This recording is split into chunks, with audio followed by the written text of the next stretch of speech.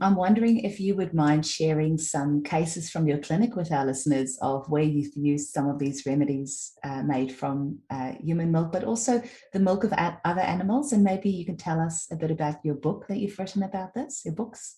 There's a lot on my website that people can go and read because it's quite complex. Okay, so we're talking to mums here. So there is a remedy made from camel's milk, which is a good remedy for teenagers. And I've written a few cases of this. And often the issue is that they're not liking school. School sucks, can't stand teachers, they can't tell me what to do.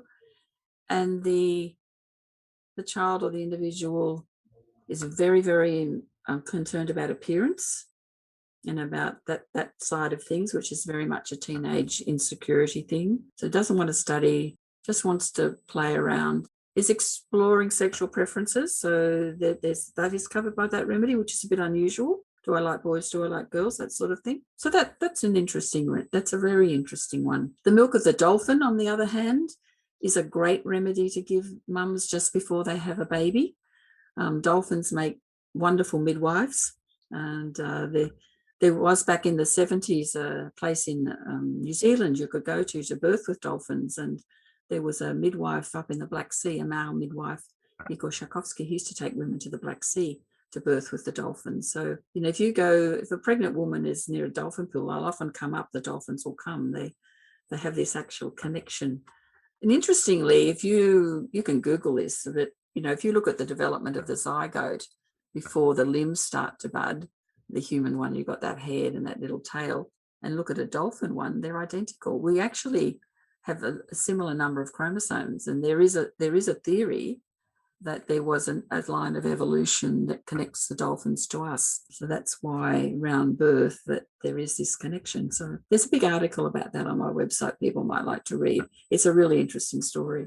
Mm-hmm. What else do we have? Okay, so we've got milk made from the kangaroo, and I have found clinically that that's a remedy to give people who have come from another country to settle into Australia and haven't settled well, maybe getting hay fever or feeling maybe alienated and not settled into the land. So I found that that's good. The milk of the elephant is a good remedy to support women around the area of abortion and infertility. The elephants are great matriarchs. The herd is mostly female and little ones, and when the males are 10, they get kicked out. So it's a very female energy, and it's like all of the females are intent in looking after the little ones. When an elephant gives birth, all the elephants will then come and surround her to protect her and the baby. If anything's wrong with the calf, a whole herd stops to make sure everything's okay. The Maasai say that the elephant has a soul. It's an interesting kind of connection. They never forget. Okay, so what are some other ones? The milk of the wolf is very interesting. It's about being alert and dependent and having high energy. Very complex remedy, that one, and I actually have used that a lot, that remedy. And it has a connection to the dolphin. They say that the dolphin evolved from the wolf. The wolf took to the ocean at some stage and evolved into the dolphin. Wow, I haven't heard that one before.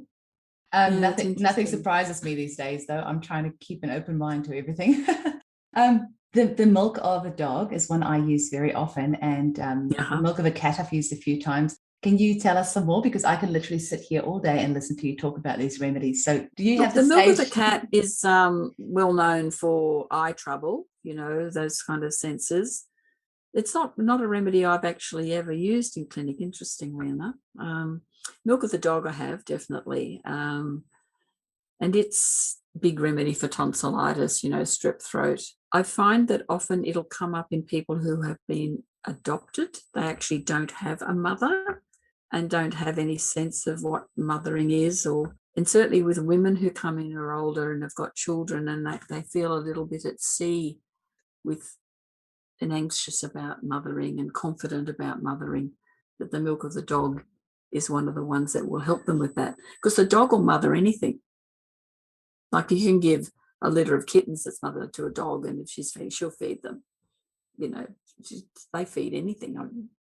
The internet abounds with pictures of dogs feeding fawns and pigs and guinea pigs, and they're just very maternal. So there's a big issue about mothering and not having those models of mothering. that'll come up in this remedy. Yeah. I've often prescribed that remedy for bullying as well. It's one of the top ones that I found for children who get bullied at school, and then I've given them lacaninum, that underdog thing. And once a little bit too successfully, because the mum reported that her child who was getting bullied, after the remedy, punched the boy in the face. So it worked probably a little bit too well, but he did stand up for himself. Use your words.